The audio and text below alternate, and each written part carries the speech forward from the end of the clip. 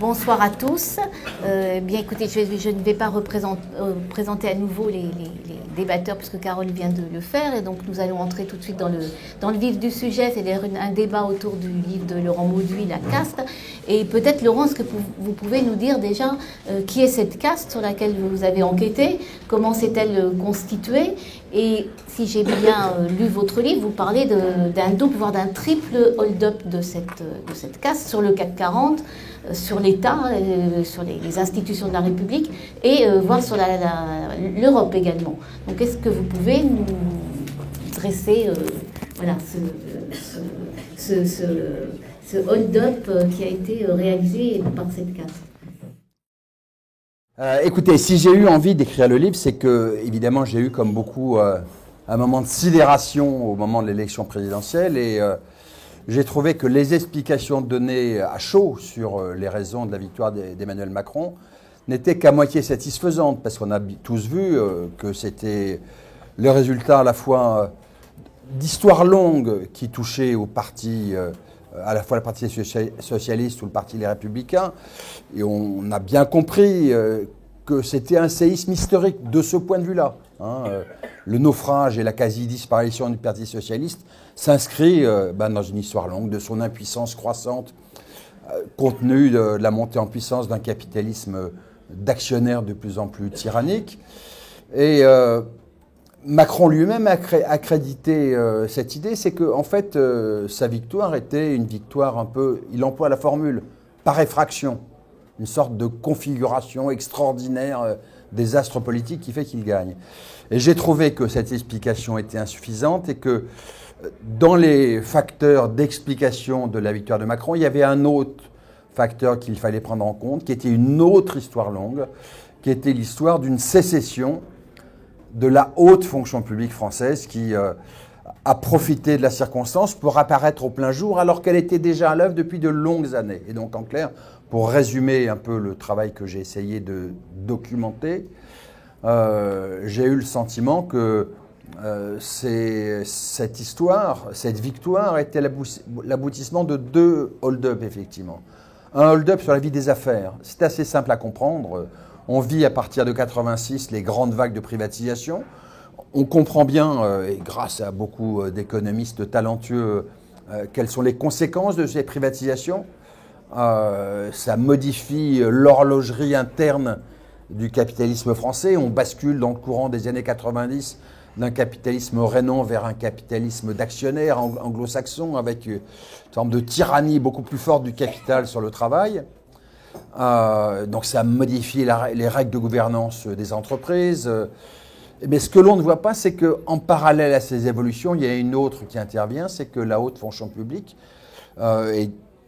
qui est la caste essentiellement les grands corps, et notamment l'inspection des finances, profite de ce mouvement pour, surfant sur les privatisations, les accomplir à leur propre profit. C'est le mot d'ordre terrible de Benjamin Constant, Rayon l'Empire, servons la cause et servons-nous. Ils se sont servis.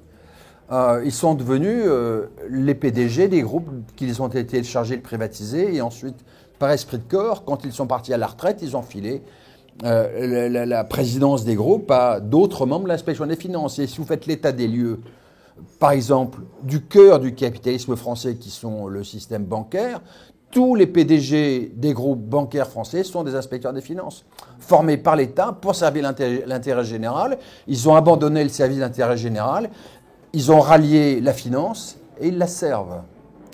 Alors je dis la finance, donc Société Générale, BNP Paribas, BPCE, Crédit Mutuel, toutes les banques, mais pas seulement les banques. Regardez les très grands groupes, par exemple les géants de la distribution. Prenez les deux principaux, Casino et Carrefour. Alors, il y a des PDG à l'origine de droite et d'autres de gauche. Ça ne veut plus rien dire dans ce monde-là.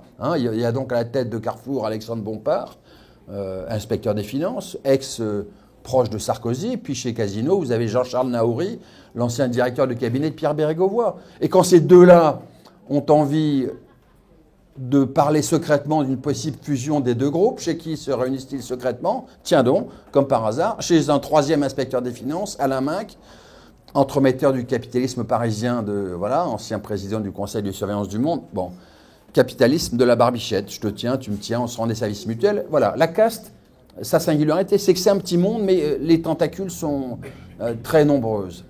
Donc ça, c'est le premier temps, la vague des pantouflages. On dira un mot ensuite dans le débat, j'imagine, sur les solutions, pantouflages qui sont assez peu sanctionnés, même. Bon. Ensuite, ce qui m'a frappé le plus, c'est qu'ensuite, il y a eu un second temps. Ça a été, et là, beaucoup plus récent. Ça ne se passe pas sur 30 ans, ça se passe sur les 5 ou 6 dernières années. Les rétro-pantouflages. C'est quoi les rétro-pantouflages? Ce sont d'anciens inspecteurs des finances qui ont été faire fortune dans le privé, qui se sont alliés à la finance et qui ensuite reviennent. Et ce à quoi on a assisté, ça a été, donc c'est depuis 5-6 ans, un phénomène massif et éminemment dangereux. Une sorte de privatisation de l'intérieur des postes clés de la République. Faites rapide état des lieux. Qui est le gouverneur de la Banque de France? François Villeroy de Galhau, inspecteur des finances, ancien directeur de cabinet de ministre Strauss-Kahn. Il a passé plus de 10 ans chez BNP Paribas. Et beaucoup d'économistes, dont je crois Dominique, à l'époque, s'étaient indignés quand François Hollande l'avait promu. Bon. Banque de France. Caisse des dépôts et consignations, l'établissement public financier le plus influent, qui finance les infrastructures, qui assure des financements en région. Éric Lombard, il a passé près de 10 ans chez Generali, vous savez, la galaxie Bernheim-Bolloré, qui est le directeur de cabinet actuel du ministre des Finances, Moulin. Il vient de la banque Mediobanca, qui est son adjoint, directeur adjoint, qui est passé il y a 10 jours à la direction du Trésor. Il vient du groupe HSBC. Donc on est rentré dans un système d'oligarques essuie-glace. Un coup dans le public, un coup dans le privé. En clair, ce à quoi on a assisté, ça a été à l'effondrement de l'ancienne muraille de Chine entre le public et le privé, entre l'intérêt général et les appétits privés. Une colonisation de l'intérieur par la finance des postes clés de la République. Et alors, on mesurait bien que ça pose plein de problèmes. Et c'est le cœur de notre affaire, vu du côté des citoyens. Ça pose des problèmes soit éthiques, soit pénaux. Pénaux, pour ceux qui lisent Mediapart, et dans le livre je l'évoque, mais l'affaire s'est développée. Le secrétaire général de l'Élysée, le principal collaborateur d'Emmanuel Macron, est visé par une enquête préliminaire du fait de nos enquêtes, parce qu'il a caché le fait que, haut fonctionnaire, il a caché qu'il était lié par sa famille au groupe MSC, le numéro 2 mondial du transport maritime, et alors que haut fonctionnaire, il a voté dans des établissements publics, dans des conseils d'administration, des mesures en faveur du groupe de sa famille. ASTX, vous savez, ce sont les chantiers navals de Saint-Nazaire, à l'époque où MSC était l'unique client, et également l'établissement public du port du Havre, dont MSC était le principal opérateur du port. Il a voté des mesures tout en cachant qu'il était... Bon. Autre exemple, là, il y a juste Mediapart qui en a parlé ce matin, mais invraisemblable. Regardez ce monsieur Moulin dont je vous parle, directeur de cabinet de Bruno Le Maire. Il est donc au début inspecteur des finances, il est au cabinet de Christine Lagarde, ministre des Finances, et ensuite il passe chez Mediobanca. Tiens donc, à ce moment-là, Mediobanca est choisi par l'État pour être le banquier conseil pour la privatisation de l'aéroport de Nice. Et Mediobanca, ce que révèle un rapport de la Cour des comptes, hier soir, c'est que Mediobanca est le conseil de l'État et en même temps, il est actionnaire minoritaire du consortium qui remporte la privatisation. Au moment où M. Moulin est le secrétaire général du groupe Mediobanca et ensuite il redevient directeur de cabinet à Bercy. Donc il y a un aspect éthique, parfois souvent pénal. On est dans un système qui est devenu totalement consanguin, de porosité généralisée. Mais du même coup, vous vous dites, évidemment, en termes de politique publique, c'est cette colonisation de l'intérieur par des gens qui étaient censés servir à l'intérêt général, ça affecte massivement. Dominique Lyon pourra le documenter beaucoup mieux que moi. Je sais qu'il y a une vigilance d'attaque sur ces questions, mais je ne prends qu'un seul exemple pour poursuivre. Le livret A.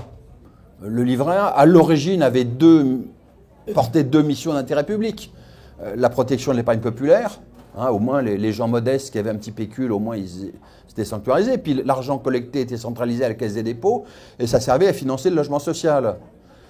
Bon, alors, tout ça a été en partie gâché, abîmé, le livret a été banalisé, mais quand on propulse à la tête de la Banque de France quelqu'un qui vient de BNP Paribas, qui a en détestation l'épargne réglementée, l'épargne protégée, que voulez-vous qu'il fasse? Que voulez-vous qu'il recommande? Ben, vous avez la situation qu'on a aujourd'hui avec un livret A rémunéré à 0,75%, alors que l'inflation dépasse 2%, c'est-à-dire une spoliation historique sans précédent depuis 1818. Voilà, et donc je vous parle des rétro-pantoufleurs, mais il y a un rétro-pantoufleur en chef. En chef, c'est évidemment Emmanuel Macron, parce qu'il commence... et donc c'est en cela qu'il incarne ce système. Il commence à l'inspection des finances, il passe à la banque Rothschild, ce qui ne l'empêche pas, étant à la banque Rothschild, de faire du business en même temps, puisqu'à l'époque, il est coopté par Jacques Attali pour devenir le rapporteur de la commission Attali, qui travaille à la demande de Nicolas Sarkozy un rapport. Tout en faisant ce rapport, il fait la connaissance du PDG de Nestlé et devient le banquier d'affaires du PDG de Nestlé. Donc c'est un pied dans le public, un pied dans le privé, servons la cause et servons-nous. Ils se servent sans arrêt. C'est une confusion généralisée entre les intérêts. Bon. Et l'aspect, vous savez, l'aspect très désespérant, me semble-t-il, je veux aller vite, c'est, connaissez le précepte terrible, hein, ce que murmure Tancredi à l'oreille de son oncle, le prince de Salina, dans Le Guépard de Lampedusa. Il faut que tout change pour que rien ne change. C'est que ce système-là, hein, c'est ce qui génère la désespérance en politique des citoyens. C'est ce système-là qui fait que... Ben, c'est quoi l'oligarchie? Ce sont des gens qui surnagent à toutes les alternances. Quoi que votent les citoyens, il ne se passe rien. Alors, si vous regardez ce système des oligarques essuie-glace, qui vont de gauche et de droite et qui recommandent sans arrêt les mêmes politiques, ben, c'est que du coup, vous arrivez à un système fou où Emmanuel Macron tient la plume du rapport Attali qui propose des mesures sulfureuses de déréglementation de l'économie. C'est le début du projet d'ubérisation de la société, pas seulement les taxis, mais il y a plein d'autres réformes. Et puis comme Sarkozy a au moins l'intelligence de foutre à la poubelle le rapport parce qu'il arrive au début de la crise financière, parce que Macron n'aura pas pu appliquer sous Sarkozy, à la main de Sarkozy, il appliquera comme ministre de l'économie sous Hollande, et il le prolongera ensuite, sous sa présidence à lui. Et donc, c'est un système qui ruine la démocratie. Alors, pour aller vite, il y a beaucoup d'autres dégâts. Il y a des dégâts sur la pensée. Je trouve que cette génération de hauts fonctionnaires qui a fait sécession, qui roule pour la finance et pour ses propres intérêts, a aussi contribué très fortement à abîmer le débat public. Je trouve qu'ils ont joué un rôle majeur dans l'imposition de ce qu'on appelle le diktat Tina, there is no alternative, mais ça on pourra y revenir ultérieurement. En bref, et pour conclure, la question que pose cet état des lieux que je fais, me semble-t-il, c'est on a oublié les alertes formulées souvent par des grands républicains. Hein. Il y a eu des grands bons hommes attachés à la République dans notre histoire, que ce soit Hippolyte Carnot en 1848, que ce soit Marc Bloch dans son livre L'étrange défaite après la débâcle de juin 40, qui ont posé la question. Est-ce que la République a des élites qui correspondent à ses valeurs? Et pourquoi je fais la référence à Marc Bloch, et c'est la fin de mon propos, c'est vous connaissez le procès que fait Marc Bloch contre les élites. Il dit ce n'est pas la débâcle de juin 40, ce n'est pas une défaite de la France face à l'Allemagne, c'est une défaite de la France sur elle-même. En clair, parce que les élites françaises, militaires, mais aussi les élites financières, étaient déjà du côté des vainqueurs avant même qu'ils soient là. Je trouve qu'on pourrait faire le même procès, et c'est pour ça que j'ai souvent ce fil de conducteur, cette référence à Marc Bloch, c'est qu'au moment précis où la République aurait eu besoin d'élites solides pour défendre le modèle social français au moment où il était mis à mal, face à des coups de boutoir liés à la mondialisation, liés à beaucoup d'autres facteurs, ces élites ont fait défaut et elles sont passées de l'autre côté pour aider au coup de boutoir. Et donc, voilà, Marc Bloch dit à l'époque, dans son livre Étrange défaite, pour expliquer que c'est une défaite française, il dit le pis, et que nos adversaires n'y furent pas pour grand-chose. Et donc voilà, je trouve que en cela, je ne voulais pas du tout faire un livre pour alimenter une campagne populiste de dénonciation des élites. C'est surtout pas ça mon propos, c'est au contraire inviter à une réflexion pour que la République ait des élites fidèles, conformes à ses valeurs et qui la servent. Merci beaucoup Laurent Mauduit. Donc Pierre-Yves Collombat, vous avez été rapporteur d'une commission d'enquête sénatoriale sur les mutations de la haute fonction publique et donc les conséquences sur le fonctionnement de la République. Déjà, est-ce que vous pouvez nous dire les constats que vous avez faits à travers cette commission d'enquête? Est-ce que vous avez constaté des dérives qui rejoignent le constat de Laurent Mauduit? Et peut-être, est-ce que vous pouvez nous dire dans quelles circonstances le Sénat s'est saisi de ce sujet? Et puis peut-être nous expliquer pourquoi, chose rare, je pense dans les travaux sénatoriaux, cette commission d'enquête a débouché sur 2 rapports, c'est-à-dire un rapport officiel où il n'y a rien dedans, et puis le vôtre que vous avez fait de votre côté qui est beaucoup plus fourni. Et est-ce que c'est le seul existant? Voilà, c'est le seul existant. Est-ce que c'est pas inquiétant que des élus de la République ne puissent pas faire un constat commun sur un sujet aussi grave pour la démocratie? Si vous permettez, je vais désobéir. Oui, alors le point de départ, donc, il s'agit d'une commission d'enquête qui a été demandée, parce que c'est une règle au Sénat, tout groupe politique du Sénat peut demander est-ce qu'il y a une commission d'enquête et assurer le rapport. Moi, je suis apparenté, donc je suis rattaché au seul groupe de gauche de l'Assemblée, c'est-à-dire du Sénat, le groupe communiste, citoyen, etc., etc., etc. Bien.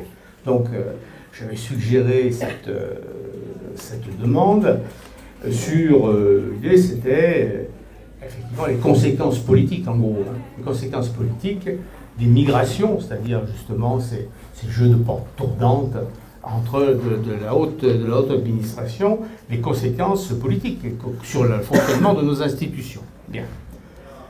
Bon, ça a été accepté parce que c'est un droit. Pour expliquer la suite, c'est que le seul petit problème, c'est que les groupes, les commissions d'enquête sont composées à la majorité du Sénat. Donc c'est pas forcément inexplicable que mes conclusions ne soient pas exactement celles de la majorité. Donc je trouve, moi, que cette innovation qui a été l'invention, bon, permis, et l'Assemblée, enfin le groupe, la commission d'enquête, autorise ou non la publication. Donc en général, quand il y a un désaccord, ce qui est souvent le cas quand il s'agit de groupes minoritaires, on ne publie pas. Bon. On a trouvé cette solution beaucoup plus élégante, où je vais fait valoir quand même que de toute façon, moi je ne reviendrai pas sur mes conclusions, et que dans tous les cas de figure, c'est peut-être pas moi à la fin qui paraîtrait le plus ridicule si on ne publiait pas. Donc, ma foi, on est arrivé à cette solution qui, moi, me convient parfaitement, puisque chacun essaie d'exprimer ce que je voulais dire. Bien. Alors, au départ, donc, la problématique, c'est exactement la même que celle qui vient d'être exposée. Hein. Il y a une partie, la haute administration qui prend le pouvoir, et ça entraîne un certain nombre de désagréments sur le plan du fonctionnement institutionnel. Donc, c'est une analyse de type causal, hein. Il y a des gens qui font quelque chose, mais il y a des conséquences de type moral, hein. C'est-à-dire c'est pas bien de faire ça. Bon. D'où d'ailleurs la quantité, dans le Var, on dit une papardelle de lois, de moralisation, etc., renforçant les conditions, la lutte contre les prises illégales, les conflits d'intérêts, etc., avec le succès que vous connaissez. Bon. À l'arrivée, qui prouve qu'on a essayé de chercher, parce que je me suis d'abord demandé ce que c'était que cette haute administration. Il n'y a pas de définition. Bon. Et je suis arrivé, disons, pour faire court, à 2 conclusions. La première, c'est qu'il n'y a pas une seule haute administration, mais il y en a 2. Il y en a 2, l'une qui est plus haute que l'autre. Et c'est ce que j'appelais l'oligarchie l'oligarchie administrative. Juridiquement, elle ne se distingue pas du reste de la haute administration, de l'ensemble par exemple des énarques au sens courant du terme. Simplement, ils ont les mêmes diplômes, ils ont fait souvent les mêmes études, enfin, etc. Sauf qu'ils n'occupent pas les mêmes postes, ils ont des degrés de proximité qui sont très variables avec les pouvoirs politiques et économiques et financiers. Ce qui les distingue, c'est la qualité de leur réseau d'influence. Et c'est cette haute administration, cette très haute administration, que j'ai appelée l'oligarchie, la caste, hein, c'est exactement la même chose. Moi, j'ai appelé ça l'oligarchie administrative. Eh bien, elle est le résultat d'une sélection en 2 temps, où l'ENA joue son rôle, mais pas seulement. Alors, c'est pour ça que, contrairement à ce que dit Laurent Landry, on n'a pas été partisan de supprimer l'ENA, non pas pour une faiblesse pour cette institution, mais parce qu'il me semblait qu'on pourrait y revenir. Ça ne réglerait vraiment pas le problème, parce que s'il suffisait de supprimer une école pour régler un tel problème, à ma foi, ça serait relativement facile. La deuxième conclusion, c'est que cette oligarchie administrative, qui existe bien, qui a les caractéristiques qu'on a dites, qui a fait tout ça, les descriptions, et heureusement, de plus en plus, on sait qui sont ces gens-là, ce qu'ils font en particulier, mais je dis qu'elle n'a pas pris le pouvoir, mais qu'on le lui a donné. On le lui a donné, démocratiquement donné. La caractéristique de ce pouvoir, de type nouveau, c'est d'être collusif, c'est-à-dire de mélanger justement, le public, le privé, de supprimer, ce qu'a dit Laurent Maudy tout à l'heure, les frontières très anciennes dans le droit public entre le public et le privé. Alors évidemment, dans ce mouvement-là, le corporatisme, l'esprit de lucre, enfin, etc., de la haute administration en place a joué, mais il est à la fois cause et effet. Effet de quoi? Je crois d'un double mouvement de fond, structurel, beaucoup plus, très très puissant, qui emporte, disons, non seulement la France, mais beaucoup des démocraties occidentales depuis 40 à 50 ans. Le premier, donc, le plus important, c'est la transformation du système politique, économique et administratif français sous l'effet de la conversion des responsables politiques, administratifs, du relais médiatique et d'une partie de plus en plus grande des juristes à la version allemande financiarisée du néolibéralisme, l'ordolibéralisme. C'est cette conversion qui entraîne, et alors dans ce mouvement-là, bien l'Europe est le bras armé et la caution morale de cette grande transformation.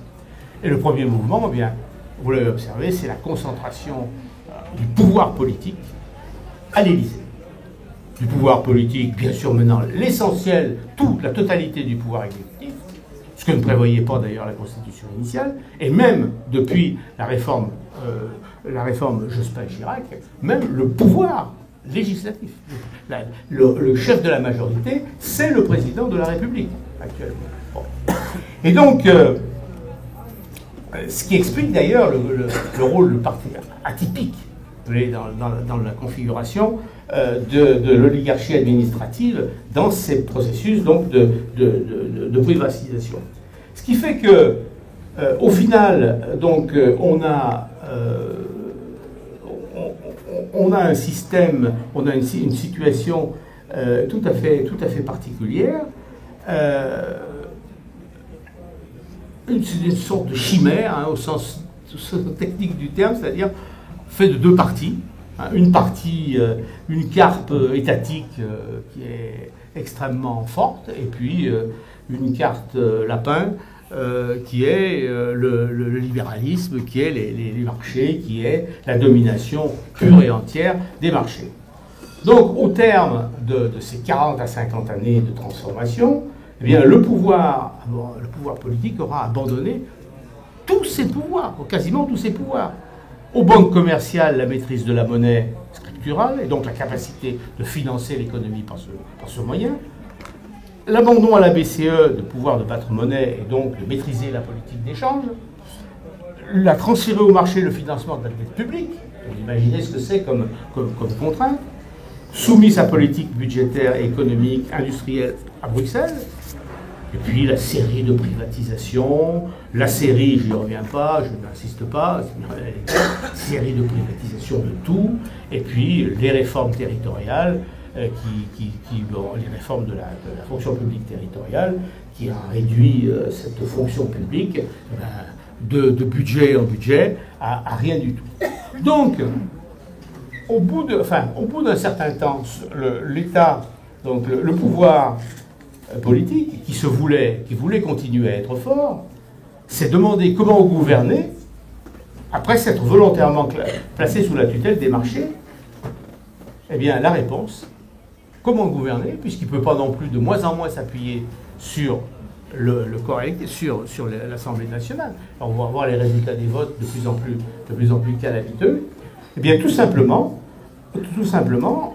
en s'appuyant, en faisant alliance donc avec la haute administration, l'oligarchie donc administrative, c'est-à-dire en allant au bout du dispositif, du dispositif de privatisation au dispositif d'abandon, ce qui n'est quand même extraordinaire. L'État a organisé son insolvabilité. Il s'est démuni. À la fois, il est soi-disant politiquement très fort, et en réalité, il n'a plus de moyens. Donc la technique, eh bien, ça va être de s'appuyer, de faire cause commune avec la haute administration pour pouvoir gouverner. D'où la place qu'elle occupe, d'où le fait qu'elle est incrustée au cœur du pouvoir, et ce qui fait que ça sera beaucoup plus difficile de s'en débarrasser. Beaucoup plus difficile de s'en débarrasser que l'on croit, parce que c'est ce système collusif qui ne concerne pas seulement d'ailleurs la haute administration, parce que si vous avez le courage d'aller voir un peu le rapport, j'essaye de faire un peu l'état des lieux, les cabinets d'avocats, les conseils, les experts, les ceci, les cela, les groupes de pression, enfin, le lobbying, etc. Vous avez tout un système. L'État n'a plus de moyens, a perdu ses moyens. Donc, il utilise ceux du privé. Avec les conséquences, je ne vous fais pas de dessin. Bon, parce qu'ils ne travaillent pas que pour eux, c'est certainement. Bon. Donc, voilà, pour moi, là, ce qui me semble, je crois que ces effets et les effets politiques qu'on observe, c'est-à-dire cette impression, à mon avis, c'est une des raisons pour laquelle le système est complètement bloqué. Il n'est pas réformable. Il n'est pas réformable par lui-même. Il ne peut pas, puisqu'il paralyse tout. Hein, la haute administration qui contrôle directement ou indirectement ce qui est voté, pas voté, ce qui est appliqué, ce qui n'est pas appliqué, qui insuffle les réformes qu'il faut faire, enfin, etc. Il ne va pas se tirer des coups de pistolet dans les pieds. Hein, bon. Donc, c'est bloqué, et le résultat, c'est quoi ? Avec ce système, cette alternance de partis qui, en principe, ont des visées complètement différentes, des valeurs complètement différentes, et qui, de toute façon, une fois qu'ils sont au pouvoir, pratiquent la même politique, ont un aspect complètement désespérant, une influence désespérante sur le corps électoral, et comme de toute façon, voter, ça ne sert à rien, eh bien, ils votent n'importe quoi. Merci beaucoup. Dominique Plion, je vous laisse vous équiper. Voilà. Vous êtes économiste et donc de par vos travaux, mais aussi par votre engagement à Attac, vous êtes un spécialiste des questions financières et donc aussi vous avez une très bonne connaissance du monde de la finance et vous avez déjà souvent dénoncé ces liaisons dangereuses donc entre la finance et le politique. Et est-ce que ça pose pas un grave problème pour réguler cette finance omniprésente et omnipotente qui nous a fait il y a une dizaine d'années une crise, un véritable séisme dont on paye toujours les conséquences? Merci. Alors je voudrais dire que malheureusement, je suis d'accord avec le livre de Laurent Mauduit. Malheureusement parce que, hélas, le bilan tout à fait, je pense, réaliste qu'il trace ce qu'il décrit eh bien, correspond à une réalité assez triste de l'évolution de notre République, hein, de valeurs fondamentales qui sont supposées constituer notre contrat politique, social, etc. Donc, vraiment, je dirais aussi que j'ai eu pas mal de jubilation à lire votre livre, parce que il est bien écrit, et il y a plein d'exemples. J'ai même appris des choses, pourtant c'est mon domaine, donc parce que l'enquête a été vraiment très approfondie, et il y a beaucoup de choses qui sont d'ailleurs extraordinairement choquantes. On a la nausée, en fait, quelque part, à certains moments quand on lit le livre. Donc, jubilation, mais en même temps, bon, des moments un peu désagréables, mais c'est tellement la réalité que, voilà, c'est ça. Alors, les commentaires que je voudrais faire sur le livre, c'est, comme je suis d'accord, je ne veux pas dire, me critiquer en disant je ne suis pas d'accord, ce serait peut-être sur des points mineurs, c'est pas important, mais plutôt pour prolonger un peu la réflexion que nous propose ce livre, que vraiment je vous recommande. Moi, en vous lisant, j'ai pensé à l'analyse d'Antonio Gramsci, ce fameux bloc hégémonique.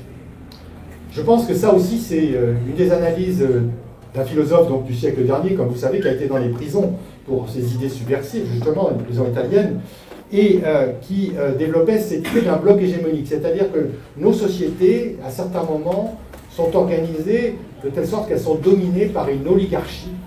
Nous avons employé ce terme, hein, auquel je souscris dans votre rapport. Hein, une oligarchie, alors je compléterai en disant politico-financière, qui domine complètement la société et qui est une coalition d'acteurs extraordinairement bien organisés entre eux. Et qui s'appuie sur trois niveaux, qui appuient leur domination à trois niveaux qui sont dans le livre de Laurent Mauduit. Le premier niveau, c'est le niveau idéologique, c'est-à-dire d'instiller dans la société des idées dominantes qui font que les gens vont eh bien, accepter cette domination de l'oligarchie et ne pas s'opposer éventuellement, dans un premier temps en tout cas, aux politiques qui sont menées. Cette idéologie, bon, ben, c'est ce que vous avez appelé à juste titre le néolibéralisme, qui caractéristique, il faut le dire, quelque chose d'assez incroyable, c'est une sorte de contradiction, parce que les gens comme Emmanuel Macron et tous ceux qui sont autour de lui et qui l'ont précédé se disent des libéraux. Qui n'est pas libéral? Le mot liberté, c'est un mot extraordinairement positif. D'ailleurs, il est sur les frontons de tous nos monuments. Hein. Mais le néolibéralisme, c'est la liberté, ou le libéralisme, ou même l'ultralibéralisme économique, couplé avec l'autoritarisme politique. C'est-à-dire le contraire de le libéralisme politique. Et Macron, par son autoritarisme et sa manière de gouverner, en utilisant à fond les institutions de la Ve République, qui le lui permettent, eh bien, pratique un pouvoir extraordinairement autoritaire. Donc ça, c'est le néolibéralisme. Enfin, c'est une façon de le définir. Il y en a d'autres, évidemment. Domination, donc, idéologique, qui aujourd'hui, hélas, est tellement répandue, cette idéologie, dans les médias, dans les discours, etc., que même ceux qui, comme moi et d'autres, essayent de garder l'esprit critique, on s'aperçoit quelquefois qu'on est nous-mêmes intoxiqués, quoi, tellement cette langue-là, ces concepts circulent en permanence, et donc il faut d'ailleurs prendre garde, si on ne veut pas trop se faire anesthésier définitivement. Le deuxième pilier du bloc hégémonique, c'est l'économique et le financier, qui est très bien décrit aussi dans le livre, avec ce pouvoir de la finance. Nous sommes dans un capitalisme financier, financiarisé. Il y a eu un basculement de notre système économique dans les années 70-80, à la suite de politiques notamment de libéralisation, de privatisation, etc. Donc la finance aujourd'hui est devenue extraordinairement puissante dans les entreprises, sur les marchés, au niveau des États, etc. Donc ce sont les arbitres, ce sont les gendarmes, les marchés financiers et les actionnaires. Et donc cette dimension-là économique qu'avait bien montré Gramsci est tout à fait centrale, et dans le livre c'est bien écrit. Et puis il y a le troisième niveau qui est le niveau politique. Et là, c'est bien décrit aussi dans le livre, Macron symbolise au plus haut point, par son accession au sommet de l'État, eh bien, ce pouvoir politique de cette oligarchie politico-financière. Et donc, par rapport aux questions que Dominique Sicot posait, en effet, cette oligarchie est tellement bien organisée, elle a tellement envie que le système perdure, contrairement au discours qui dit il faut réformer, il faut que ça change, etc. C'est ça qui est incroyable, on nous fait croire ça, et beaucoup de gens croient que c'est ce qui est en train de se passer. En réalité, comme ça a été dit, il faut que tout change, il faut que rien ne change. Et donc, quand on regarde ce qui s'est passé à la suite de la crise, notamment dans le système financier international, et notamment dans le système financier français, eh bien, c'est l'absence de réformes significatives. On a fait croire que, nous avons par exemple une loi bancaire en 2013, dont le ministre, M. Moscovici, aujourd'hui à Bruxelles, commissaire français à Bruxelles, a été porteur, eh bien, qui s'intitule, par exemple, Loi de séparation et de régulation du système bancaire. Eh bien, c'est une supercherie totale, parce que la séparation, c'est l'idée de séparer les banques de détail qui sont tournées vers le public, comme vous et moi, comme les petites et moyennes entreprises vers le secteur productif, des banques d'investissement qui sont là sur les marchés, qui spéculent, qui sont des prédateurs souvent, pas toujours, mais souvent.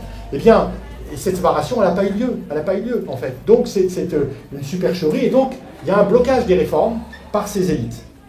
Alors, je ne vais pas aller plus loin sur ce point, parce que c'est vraiment, aujourd'hui, c'est flagrant. Ce que je voudrais dire pour prolonger l'analyse de Laurent Mauduit, c'est qu'il n'y a pas que la finance en France. Il y a un autre domaine où il y a un bloc hégémonique, c'est le nucléaire.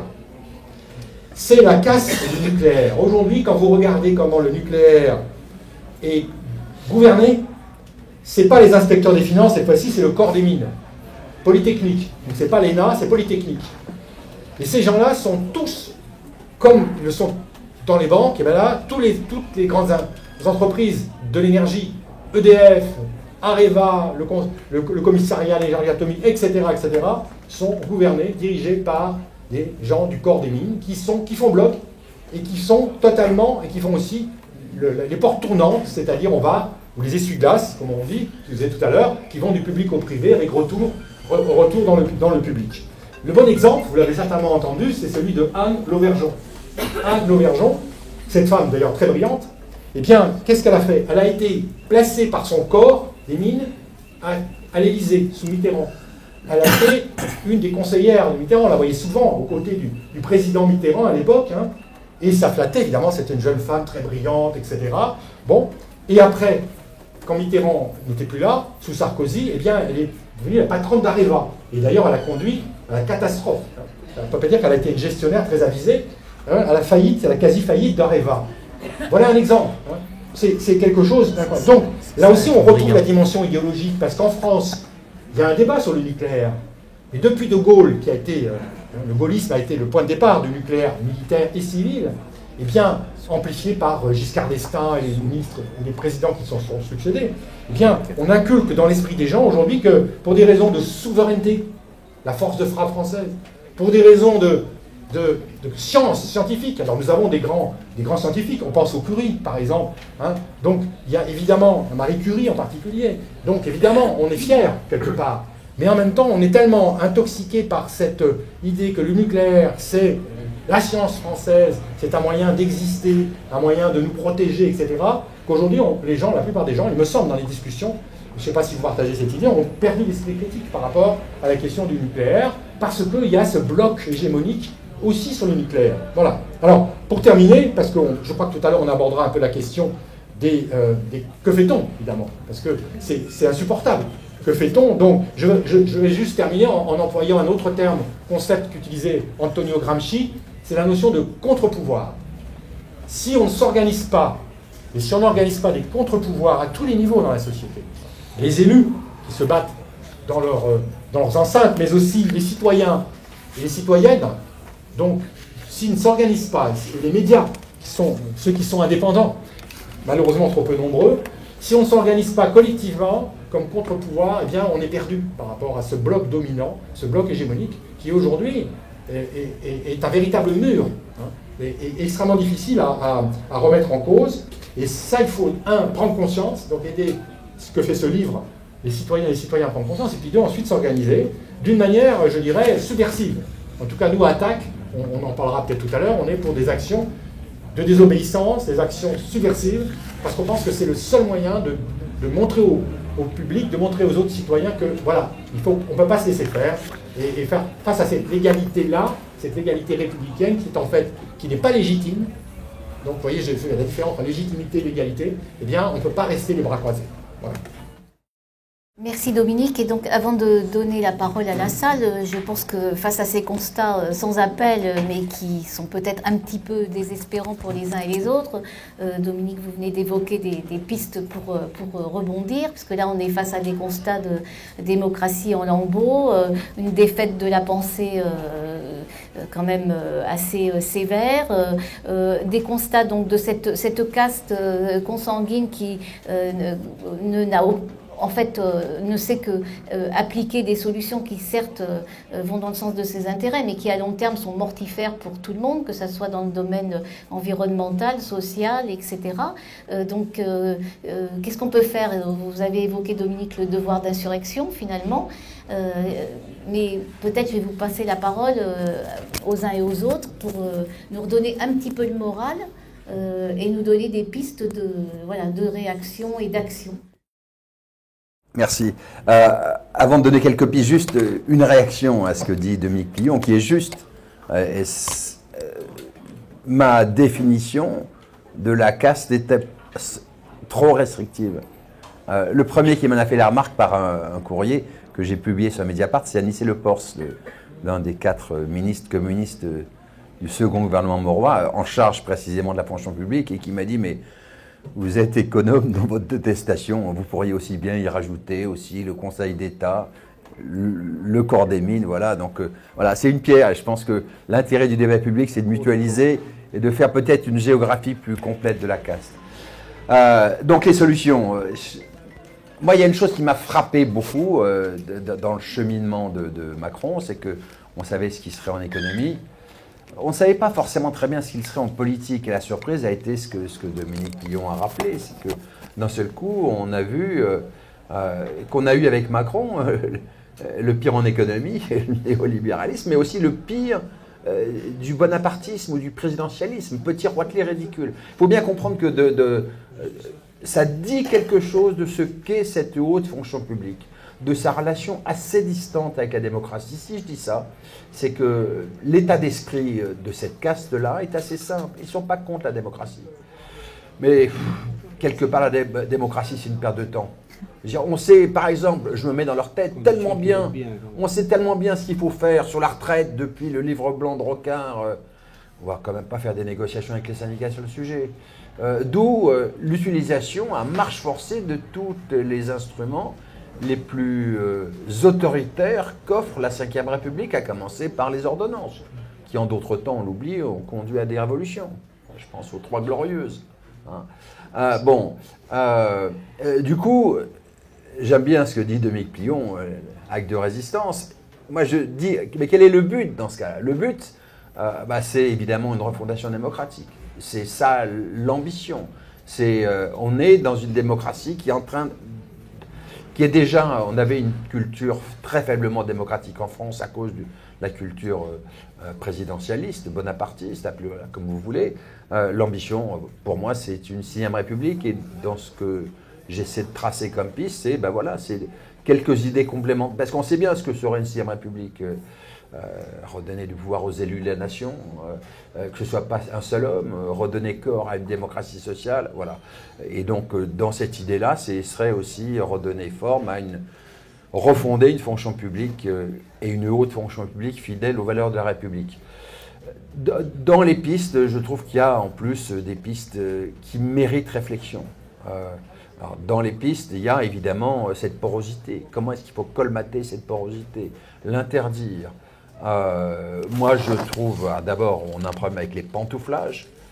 Dans nos conversations en aparté avant de commencer, Dominique Pillon disait son indignation après le scandale Pérol, qui a duré 7 ans, 8 ans, et finalement il est passé entre les mailles du filet. Mais c'est vrai que la loi est d'une part très faible en termes de contraintes, et en plus elle n'est pas appliquée. Les rétropantouflages, il n'y a pas de loi. Le code pénal est silencieux sur le sujet. Il y a juste un petit dispositif qui permet de consulter la haute autorité pour la transparence de la vie publique. Mais pardon, moi, le citoyen, j'aimerais bien savoir sur quel dossier travaillait l'associé gérant de la banque Rothschild pour être bien certain que quand il devient ministre de l'économie, il n'avantage pas l'un de ses clients. Or, la loi est totalement silencieuse. Bon, donc, il y a tout... il faudra reconstruire cette muraille de Chine, et je trouve que le principe devrait être assez clair. Quelqu'un qui quitte la fonction publique, parce que c'est possible de la quitter, démissionne. Voilà, je trouve que le retour ne devrait pas être possible. Je trouve que ce serait la meilleure des solutions. Ça réglerait tout. Il y a d'autres pistes. Alors, ça a été l'objet d'une petite prise de bec citoyenne, sympathique. Je trouve qu'il y aurait des actes symboliques pour montrer le fait qu'on brise les reins de cette oligarchie. Moi, je trouve que ce serait assez bien de supprimer l'inspection des finances, qui honnêtement, en plus dans le fonctionnement de l'État, ne sert à rien. On dit à peu près la même chose. Il ne sert à rien. C'est une association d'entraide d'oligarques. Que font-ils? Ils font ce qu'ils appellent des déjeuners de corps. 2 inspecteurs des finances en fonction, 2 inspecteurs des finances membres de cabinet ministériel, 2 inspecteurs des finances qui sont passés dans le CAC 40, ils déjeunent à 6. Une fois tous les... Association d'entraide. Voilà. Pour mémoire, je rappelle que les résistants avaient demandé la suppression de l'inspection des finances à la Libération. Et à l'époque, le projet de loi qui avait été fait a été jeté à la poubelle par un ministre de la fonction publique très énergique qui avait dit « avec moi, jamais ». Il s'appelait Maurice Thorez. Voilà. Et puis, il y a un débat, ça a été ce auquel je faisais allusion, sur comment former les élites publiques. Des vraies élites. Donc, j'essaie de documenter dans mon livre le fait que c'est Marc Bloch qui avait raison. Marc Bloch engueule le Front populaire en lisant, mais parce que vous vous souvenez que le Front populaire avait songé à créer une école nationale de l'administration qui finalement ne verra pas le jour parce que la guerre arrivera trop vite, ce sera voté à l'Assemblée, mais ça n'arrivera pas au Sénat. Et Marc Bloch dit, mais non, il faut laisser à l'université, dans le pluralisme de ses approches, le soin. C'est-à-dire, il faut que la fonction publique et la haute fonction publique soient conformes à ce qu'est le pays, dans sa diversité, voilà.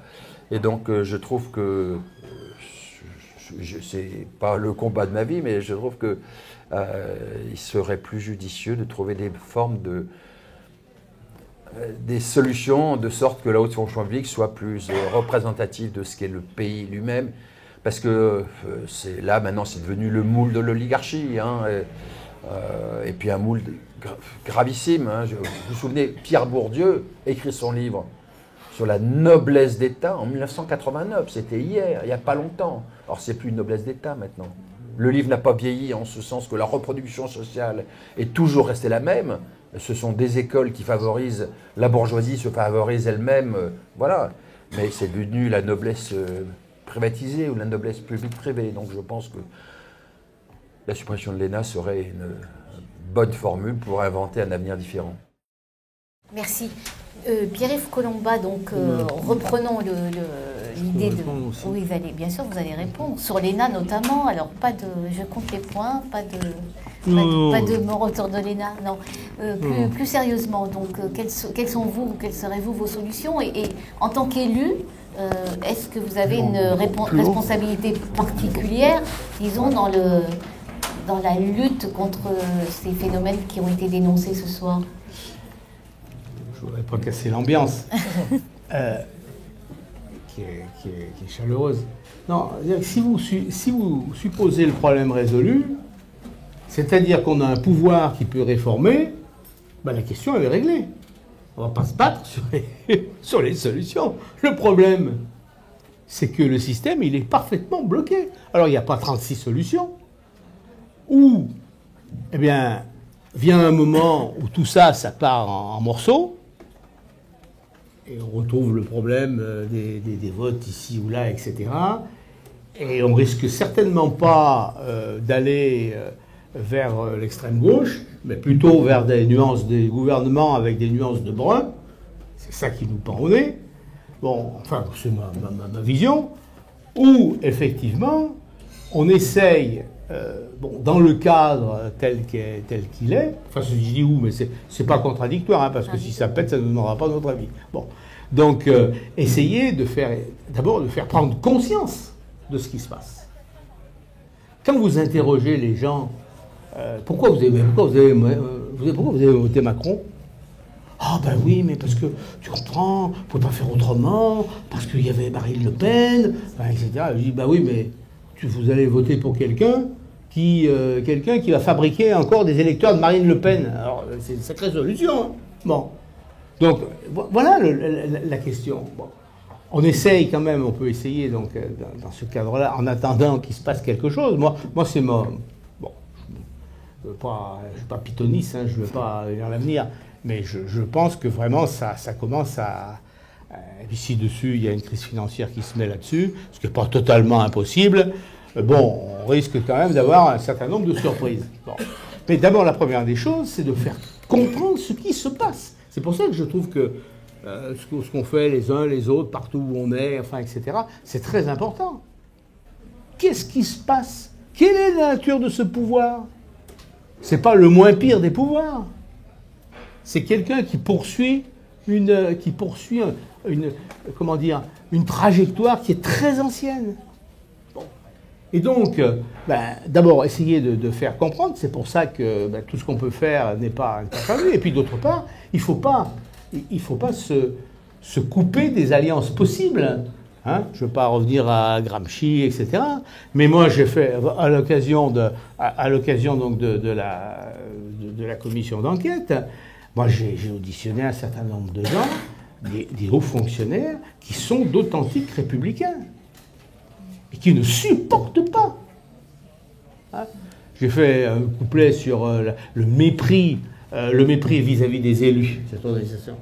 J'ai auditionné, c'était un grand moment, le secrétaire général du gouvernement. Bon, j'ai dit avec...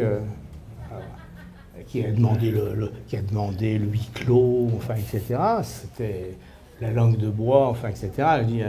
Je veux dire, dans le rapport, je dis qu'il a fait preuve, il nous a répondu avec cette morgue polie des serviteurs des grandes maisons. Bon, c'est ça, c'est le mépris complet. Et j'en discutais avec un certain nombre de hauts fonctionnaires, notamment préfectoraux, etc. Je dis, mais c'est pareil avec nous. Quand on va à Paris, mais il faut voir comment ils nous traitent. On ne compte pas. Donc, ces gens-là, mais qui représentent quand même 80% de la haute administration. Bon, il n'y a qu'à voir qui pantoufle, hein. Les pantoufleurs, les rétro-pantoufleurs, etc. C'est 18 à 20% hein, de la haute administration, pas plus. C'est une sélection dans la sélection. Donc, bon, alors, on peut effectivement, c'est d'ailleurs un certain nombre de propositions qu'on fait, revoir le mode de, justement, séparer, en tout cas, c'est déjà ce que disait Chevènement, séparer le problème des grands corps, la sélection pour les grands corps, et puis, les hauts fonctionnaires, les sous-fonctionnaires en général. Et on a proposé un système qui est un peu imité d'une proposition qui était de faire une sorte pas d'école de guerre, mais en tout cas d'avoir la sélection des grands corps se faisait dans un deuxième temps à partir d'un échantillonnage beaucoup plus large, de gens, de hauts fonctionnaires beaucoup plus larges, qui ont déjà une expérience, pour beaucoup, qui sont en place, enfin, etc. Bon. Donc, moi je ne me battrai pas trop là-dessus, parce que comment on va pouvoir le mettre en place? Mais voilà, ce type de solution, en tout cas, qu'on peut, réformatrice, que l'on peut essayer de proposer. Et quand on voit la hargne avec laquelle ils empêchent toute modification. J'ai auditionné Marie-Lise Lebranchu, qui a aussi ce type de problème. C'est-à-dire qu'elle n'est pas arrivée même à savoir combien gagnaient les hauts fonctionnaires. Et les quelques mesurettes qu'elle a essayé de faire passer, enfin du style réduire de 2 le nombre de conseillers d'État qui sortiront de la botte, enfin, etc., elle n'y est pas arrivée. Bon. Donc on se dit, c'est pas les idées, on les a, mais c'est avoir un pouvoir tel qui puisse mettre en œuvre, donc ces réformes. Or, l'idéologie régnante massivement est telle que même tous ceux qui sont estampillés à gauche, je ne suis pas sûr qu'ils soient prêts d'y aller dans cette direction. Parce qu'en plus, en même temps, il faut gouverner. Et vous gouvernez comment? Quand ils vous auront fait le bazar, là, bien sûr, vous allez en virer quelques-uns, enfin, etc. Mais c'est quand même pas une petite affaire. Alors, je dis pas ça pour baisser les bras, hein, parce que de toute façon, ça viendra. Bon. Mais, et puis, si on peut quand même éviter que ça fasse trop mal, moi je préférerais, hein, je ne suis pas suicidaire. Bon. Mais c'est une question extrêmement, extrêmement difficile. Et donc je crois que toutes les bonnes volontés sont bienvenues, y compris les bonnes volontés de la haute administration actuelle, qui sont eux aussi dans une situation... Je ne veux pas faire de comparaison avec le haut et le bas clergé du temps de la Révolution, parce que ça serait... Bon, une comparaison qui peut-être ne tiendrait pas. Mais enfin, il y a un peu aussi, comme disait le président Mao, ces contradictions au sein du peuple. Merci. Dominique Pillon, est-ce que peut-être le rôle des associations, des ONG comme Attac, c'est pas justement, même si c'est du travail à long terme, mais de travailler à élever les niveaux de conscience et à informer, à mener cette bataille idéologique, et comment peut-on le faire pour arriver à quoi derrière? Vaste programme, oui. Attac, on se définit comme un mouvement d'éducation populaire tourné vers l'action. Voilà, en effet, la pédagogie est fondamentale. Hein. Donc on est tous là, les uns, en écrivant des livres, en animant des réunions, en écrivant dans les médias, on essaye de faire avancer un certain nombre d'idées, d'établir un contre-discours face à ce qui est le discours dominant. Bon, même si on est très minoritaire à pouvoir nous exprimer ainsi, mais bon, ça, je suis tout à fait d'accord. Je voudrais revenir sur 2-3 points qui ont commencé à être présentés, là, qui me paraissent importants par rapport aux pistes. On a parlé de l'ENA et de son éventuelle suppression. Mais en fait, il faut aller plus loin, c'est qu'en France, on a une spécificité qu'on ne retrouve pas chez nos voisins, c'est les grandes écoles en général, pas que l'ENA. Les écoles, dans le domaine des écoles d'ingénieurs, les écoles commerciales, etc. Et malheureusement, quand vous parlez à des parents, on peut les comprendre quelque part. Quel est le souhait de la plupart des parents avec leurs enfants? Eh bien, c'est de leur faire une prépa et ensuite qu'ils aillent dans les grandes écoles, parce que les grandes écoles battent le haut du pavé, ont les postes les plus importants, ceux qui en sortent. Hein. Et donc, il y a une hiérarchie qui se fait comme ça, qui est absolument désastreuse, parce que dès l'éducation, dès le lycée, dès les premières années supérieures, eh bien, s'établissent des inégalités qui vont durer toute la vie, parce que quand vous réussissez un concours à 20 ans, eh bien, vous le loupez, eh bien, votre vie professionnelle et votre niveau de revenu, etc., votre vie sociale en dépendent. C'est quelque chose d'inacceptable, pour un jeune en particulier. C'est quelque chose de profondément injuste. Et donc, je pense qu'il faudrait repenser la question des grandes écoles. Mon ami Moub et moi, là, on a fait un livre sur la question du savoir et de la finance. Eh bien, dans un de nos chapitres, justement, on aborde cette question. On se dit... voilà, il faut repenser par rapport à la question du savoir, par rapport à la question de l'éducation, il faut repenser, rediscuter sur le système éducatif français. Parce que, bien sûr, à l'étranger, il n'y a pas les grandes écoles, mais vous allez en Grande-Bretagne, aux États-Unis, il y a des universités, il y a une hiérarchie des universités, ça remplace un peu les grandes écoles, mais pas à ce point quand même. Je veux dire que cette fabrication des élites est quelque chose de typiquement français, et là, je pense qu'on a vraiment... Et vous voyez comme ça ne bougera pas spontanément, parce que le système, vous l'avez dit les uns et les autres, ne peut se réformer de l'intérieur parce que les décideurs sont tous issus de ce système, donc ils ne veulent surtout pas le changer. Pour eux, pour leurs enfants, pour leurs... Donc il faut quelque part, la pression vienne en partie de l'extérieur, me semble-t-il. Alors, cette pression de l'extérieur, bon, elle peut venir... Alors les élus, moi je pense les élus, même si à un moment donné ils sont dans l'opposition, ils peuvent quand même faire progresser les choses. Je pense que il y a une bataille à mener contre, par exemple, cette question des conflits d'intérêts, qui est le terme moderne pour qualifier ces gens qui à un moment donné, supervisent un secteur de l'économie, une banque, un secteur bancaire, qui le lendemain traverse la rue et se retrouve dans cette banque qu'ils ont supervisée dans le passé. Donc là, il y a véritablement un conflit d'intérêts qui n'est absolument pas régulé. Moi, je pense qu'il faut mettre ça sans arrêt sur la place publique. C'est inacceptable, c'est choquant. Et par exemple, regardez des expériences étrangères. Il y a un pays qui est le Canada, où il y a un procureur indépendant qui est chargé de traquer les conflits d'intérêts et qui peut être d'ailleurs saisi par des citoyens ou des organisations citoyennes, des ONG. Je pense que ça, c'est quelque chose d'intéressant. Surtout qu'au niveau européen, dans les traités, notamment le traité de Lisbonne, il est prévu la possibilité d'avoir un procureur européen. Et d'ailleurs, Eva Joly, qui elle-même, comme vous le savez, est une ancienne juge, magistrate, eh bien, défend cette idée, mais malheureusement, c'est optionnel. Si j'ai bien lu le traité, c'est pour ça que ce procureur n'a pas été mis en place. Battons-nous, on va avoir des élections européennes battons-nous pour que ce procureur soit mis en place, pour qu'il soit indépendant, ce qui est prévu en principe par les traités, et qu'il puisse traquer un certain nombre de choses. Il n'y a pas que ça, il y a la corruption, hein, les conflits d'intérêts, etc. Parce que c'est, bon, une piste. Alors, c'est pas suffisant, hein, mais je pense que, voilà, on a des domaines où se battre. Et puis le dernier point, tout à l'heure je parlais des contre-pouvoirs. Les contre-pouvoirs, ils sont absolument nécessaires. En France, on est probablement un des pays où les contre-pouvoirs sont les plus faibles. On a affaibli très largement les organisations syndicales. On a la vie associative aujourd'hui souffre terriblement.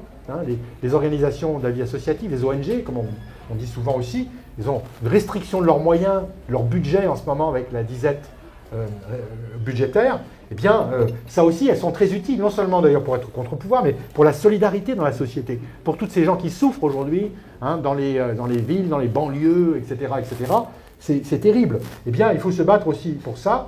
Et si on ne le fait pas, ce qui viendra de l'extérieur peut-être faire bouger les choses, et malheureusement, parce que ça pourra nous coûter très cher, ce sont les révoltes électorales qui ont déjà commencé à se produire en Europe, dans d'autres pays, et notamment voisins comme l'Italie.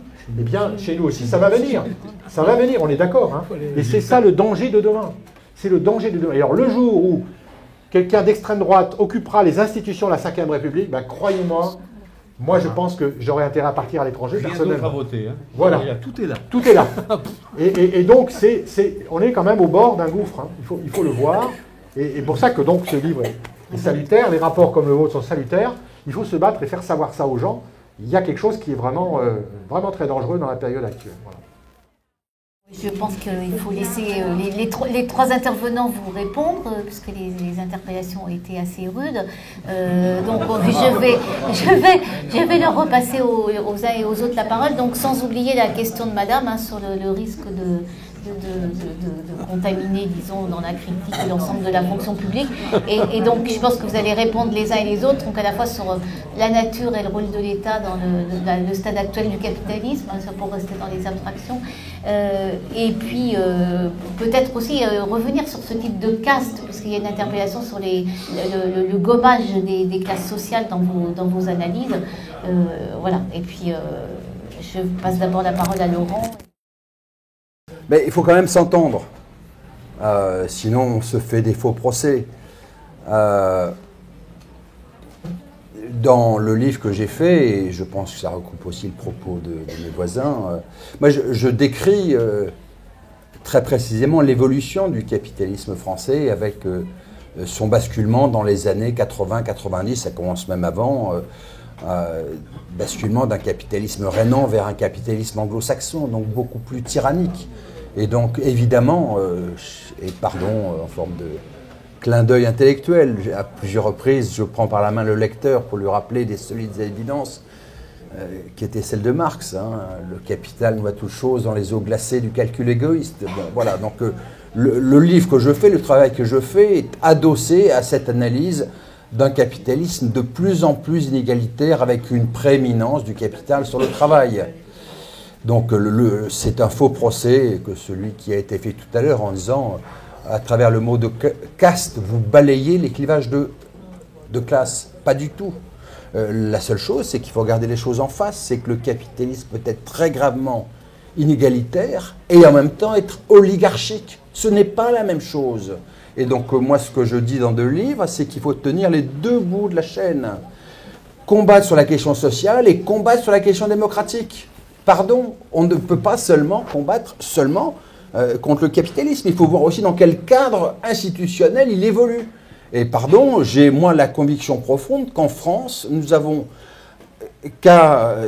en plus de ce capitalisme très gravement inégalitaire, qui maintenant copie totalement le modèle anglo-saxon, en plus nous avons, qui se surajoute à cela, une culture très faiblement démocratique liée à la culture monarchique, la culture du bonapartisme, qui a été ensuite la culture du gaullisme, et qui a formé l'État tel qu'il est aujourd'hui. Hein. Et donc, la caste donne une dimension de plus. Hein. Il y a des clivages de classe, mais en plus, il y a... Et donc, c'est pas... J'ai fait cette précaution de présentation tout à l'heure, et il peut y avoir une mécompréhension sur le thème de caste. Mais moi, je l'assume compte tenu du caractère très oligarchique du système. Et ne pas le voir, c'est passer à côté de la question démocratique. Alors maintenant, il y a l'autre question, qui est la question moi, qui m'interpelle et que je trouve forte sur... mais en fait, ce que vous proposez, c'est de nettoyer cet État pour qu'il redevienne pur, républicain. Non, pas du tout, parce que quand je pointe la question de l'ENA, hein, je l'explique dans le cheminement intellectuel. Quelle est la genèse intellectuelle de l'ENA? Et je raconte que Michel Debré, en fait, était l'élève en faculté de droit d'un Joseph Barthélemy, prof de droit pendant la guerre de 14-18. Joseph Barthélemy qui terminera mal puisqu'il sera garde des Sceaux sous Vichy. Et la thèse de Barthélemy qui est très intéressante parce que ça nous dit quelque chose aujourd'hui.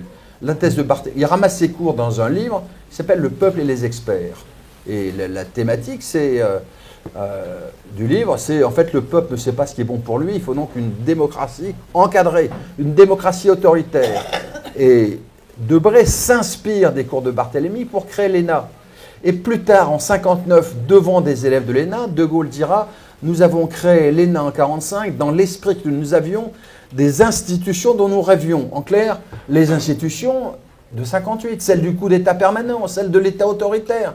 Donc c'était une école de hauts fonctionnaires pour l'État autoritaire. Et donc, bien évidemment, quand moi je me réfère à Marc Bloch en disant qu'il faudrait une haute fonction publique conforme à ce qu'est le pays, c'est évidemment dans le cadre d'une réforme de notre démocratie, je veux dire, d'une refondation de la démocratie. Et donc là, c'est le champ libre, la page ouverte. Ensuite, chacun peut y mettre ce qu'il veut, mais c'est évidemment pas dans l'esprit de l'État autoritaire tel qu'il fonctionne aujourd'hui. Voilà. Et donc, dernière remarque, c'est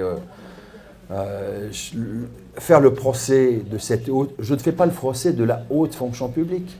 Je fais le procès de l'opération de sécession conduite. Hein. Moi, j'ai beaucoup d'amis, y compris qui m'ont apporté leur témoignage anonyme, y compris beaucoup d'énarques, qui sont désespérés par l'évolution. Parce que toute leur vie, ils l'ont consacrée au service de l'intérêt général. Et donc, ce à quoi j'invite, c'est à une refondation de l'éthique publique auquel adhèrent beaucoup de fonctionnaires grands et petits, parce que le système, en plus, écrase les petits. Je veux dire, on parle de l'affaire Pérol. Pérol, le cas le plus scandaleux, la commission de déontologie de la fonction publique a laissé passer, mais on sait bien que c'est une infirmière de l'hôpital public quitte l'hôpital public pour s'installer en libéral à quelques mètres de l'hôpital, elle ne passera pas entre les gouttes, elle sera sanctionnée. Bref, voilà, donc c'est pas du tout une dénonciation de la fonction publique, c'est au contraire la défense d'une éthique publique. Le thème, c'était donc les évolutions, comment la haute, quel est le rôle de la haute administration dans, comment dire, dans l'évolution, dans la disparition, enfin dans la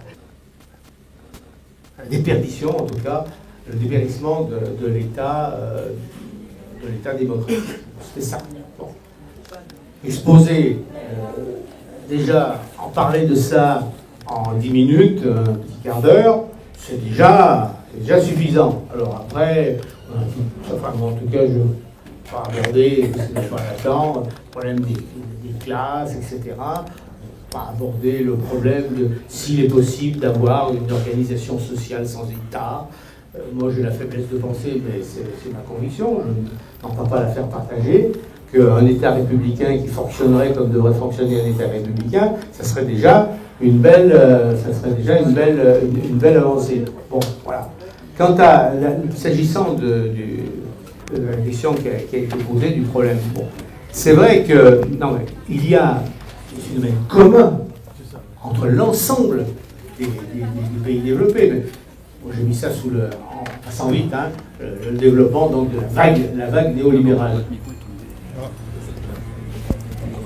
Et ce que John Galbraith décrit, par exemple, l'État prédateur.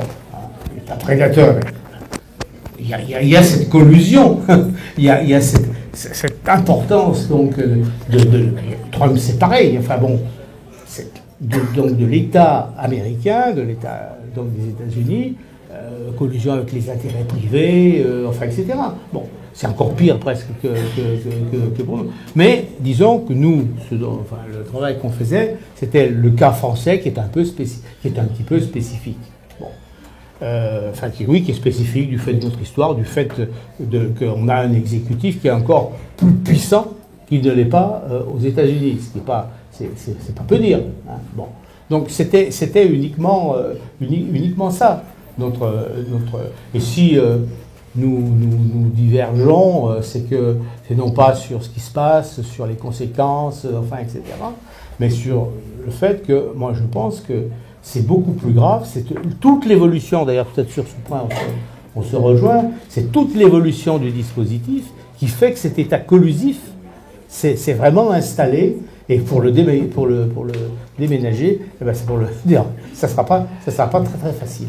Et, sauf à dire, bon, on verra après, on essaye de trouver des solutions qui peut-être n'en sont pas, mais au moins essayer de proposer quelque chose. Nous répondons sur 3 points. Merci pour les questions, même si elles ont été parfois un peu abruptes, mais c'est très bien, c'est très bien. C'était comme ça, c'est très bien. La première question sur l'État. Vous êtes 3, et notamment toi, Moub, là-dessus.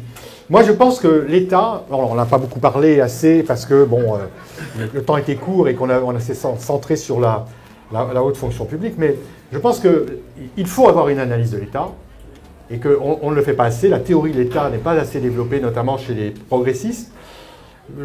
L'idée que je lancerai comme ça pour la réflexion, la discussion, c'est que ce qui fait la difficulté, c'est que l'État est complètement ambivalent, de mon point de vue. Il y a d'un côté l'État social, qui est l'État protecteur des droits et qui aussi fait de la redistribution, etc., donc réduit les inégalités. Il existe en France, on est même un des pays où l'État pèse le plus en matière de poids dans la redistribution des revenus par rapport à d'autres pays qui nous entourent. Et donc ça, c'est quand même important, même si c'est en régression, et si cet État social est attaqué, évidemment. Et puis il y a l'État néolibéral.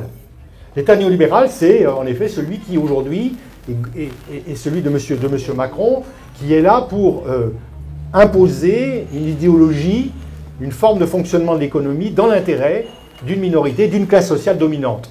Là-dessus, je crois que c'est une façon de poser le problème. Voilà comment j'aurais tendance à répondre. Et c'est vrai que comme il y a cette ambivalence, comme souvent, eh bien, on fait des confusions, ou alors on ne pense qu'à une dimension, etc. Et en fait, il y a ces deux faces, me semble-t-il, de l'État qu'il faut bien avoir en tête. Voilà. Deuxièmement, le capitalisme, je crois qu'on en a parlé, contrairement à ce que vous avez dit, ou en tout cas moi, et j'ai parlé du capitalisme, mais ça a été dit par plusieurs d'entre nous, dominé par la finance. C'est une des spécificités de la période actuelle, depuis les années 70, on en a parlé, ton livre en parle abondamment.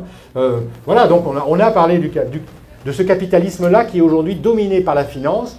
Quand on voit par exemple le poids des actionnaires dans les entreprises, quand on voit comment ça se traduit par un partage de plus en plus inégalitaire entre les détenteurs du capital et les détenteurs du travail, bon, je crois qu'on l'a dit, je veux dire que c'est évident, et du coup ça trace d'ailleurs des clivages et des classes sociales bien clairs, donc il me semble que ça a été dit. Alors ensuite, le dernier point, où là je suis sans doute mal exprimé, quand j'ai fait les comparaisons internationales en parlant des universités étrangères, chaque pays a ses formes institutionnelles. Chez nous, c'est les grandes écoles qui créent ces inégalités dès le plus jeune âge, dès 20 ans, des jeunes, souvent issus d'ailleurs elles-mêmes de classes socialisées, donc il y a une espèce d'endogénéité dans le système. Bon. Et puis ailleurs, aux États-Unis, ça sera, ou en Grande-Bretagne, les grandes universités. C'est simplement ça que j'ai essayé de dire. L'idée, je me bats, et on est plusieurs dans cette salle à le faire, je crois, c'est pas pour une formation des élites, c'est en tout cas, bon ça peut-être qu'on n'a pas été assez clair ou on a été trop succinct là-dessus, c'est d'avoir un système scolaire et universitaire en particulier qui donne ses chances à tous et à toutes. C'est-à-dire tout le monde doit pouvoir avoir une culture générale et notamment un esprit critique qui est en train de disparaître quand on voit la réforme des programmes. En ce moment, je me bats pour la réforme des programmes en économie, par exemple, où on réduit les programmes pour que ce soit des petits soldats bien obéissants dans les entreprises et de moins en moins de sociologie, d'histoire, d'anthropologie pour avoir une profondeur d'analyse et de critique. Eh bien, c'est pour ça qu'on se bat. Donc voilà, et on n'est pas là pour demander que d'autres élites prennent la place de celle-là. Non, on dit qu'il faut transformer en profondeur. C'est ce qui a été dit, je pense, dans le livre de Laurent Modus, ce qui a été dit, je crois, dans le rapport du Sénat. Voilà. Bon, peut-être qu'on a été trop rapide et pas assez clair, mais il me semble que c'est ça qu'on a essayé de dire. On ne veut surtout pas amener un nouveau système qui serait une répétition du système actuel. C'est une évidence, il nous semble. Le mot de la fin, oui, je suis journaliste également et je crois que c'est un point très important qui a été soulevé et je vous conseille de, si vous ne l'avez pas fait, de vous rapporter à un précédent livre de Laurent Mauduit sur les médias et la mainmise des groupes capitalistes financiers sur les médias. Moi, je pense, oui, que la presse peut être un contre-pouvoir très important et qu'en ce moment, elle n'est vraiment pas en situation de jouer ce rôle et pour deux choses, je crois, parce que de grands groupes financiers ont mis la main sur des titres très importants. Là, on voit que l'arrivée du patron tchèque, de l'oligarque tchèque, Kretinsky, sur un certain nombre de médias. Alors, moi, c'est pas parce qu'il est tchèque, hein, mais c'est que ça montre encore une concentration et ça devient vraiment des jouets dans les mains de ces oligarques qui leur permet de diffuser leurs pensées. Il y a un autre problème qui est, alors là, c'est pas je ne pense pas que les journalistes soient des élites, simplement ils sont eux aussi de plus en plus formatés par des écoles de journalistes qui enseignent tout à peu près la même chose. Moi, je vous conseille, alors je n'aime pas dire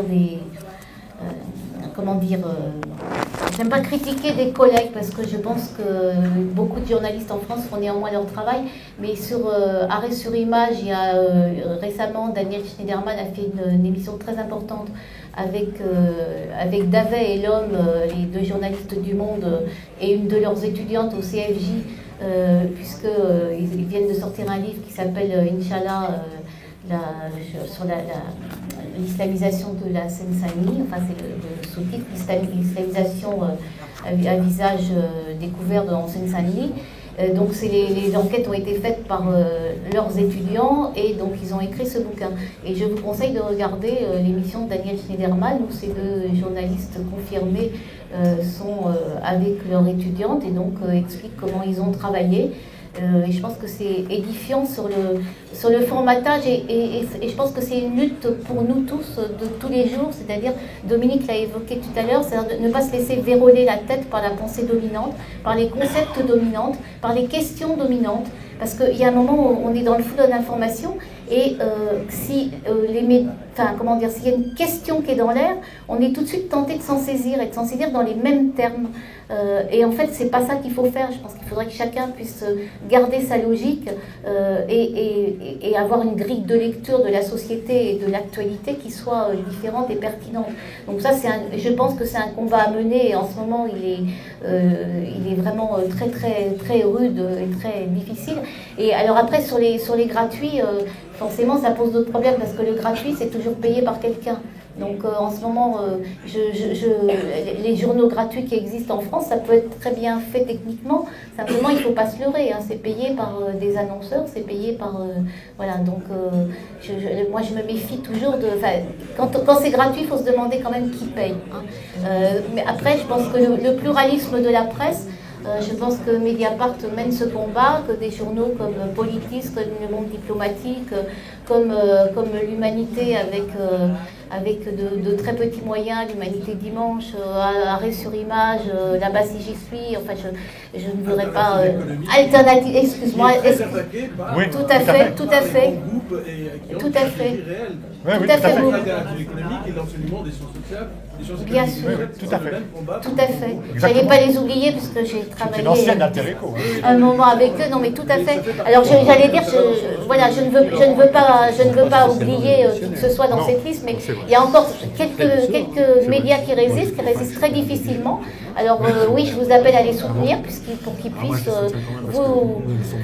vous donner des grilles de lecture différentes de l'actualité avec nos petits moyens, avec nos limites, avec le fait qu'on a la tête verrouillée sans doute parfois, mais on essaye de se battre au quotidien. Alors soutenez-nous, lisez, et lisez pas seulement sur votre smartphone, s'il vous plaît. Voilà, merci. En tout cas, merci.